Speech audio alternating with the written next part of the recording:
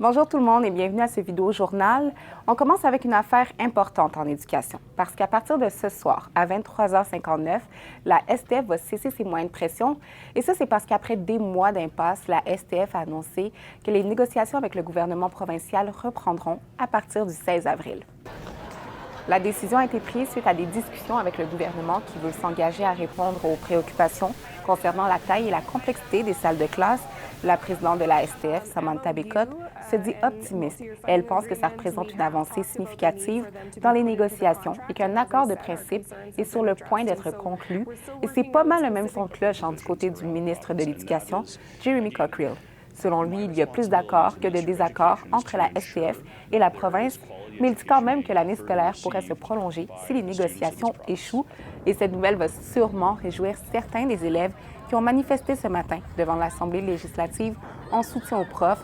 Nous allons tenter d'avoir leur réaction, mais aussi celle des parents et des enseignants. Surveillez ça sur toutes nos plateformes. Le décompte est lancé pour le festival Francescois 2024 et on peut dire que 50 ans, ça se fête. Le Conseil culturel francescois dévoile aujourd'hui la programmation du festival qui aura lieu au parc provincial Pike Lake du 5 au 7 juillet.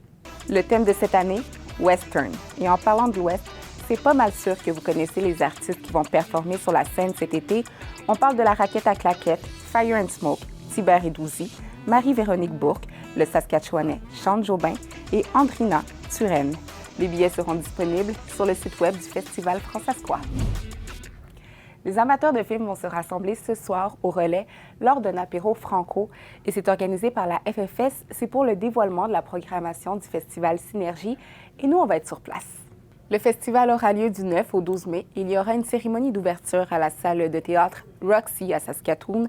Le premier film qui sera présenté le 9 mai sera un film qui porte sur l'histoire du voyage d'un jeune Haïtien. On parle du film Carnaval. Consultez le site web du Festival Synergie pour y découvrir la programmation complète. C'est donc là-dessus qu'on se laisse pour ne rien manquer concernant les négociations entre le syndicat des enseignants et le gouvernement provincial. Téléchargez l'appli Info. Je vous souhaite un excellent week-end et à bientôt.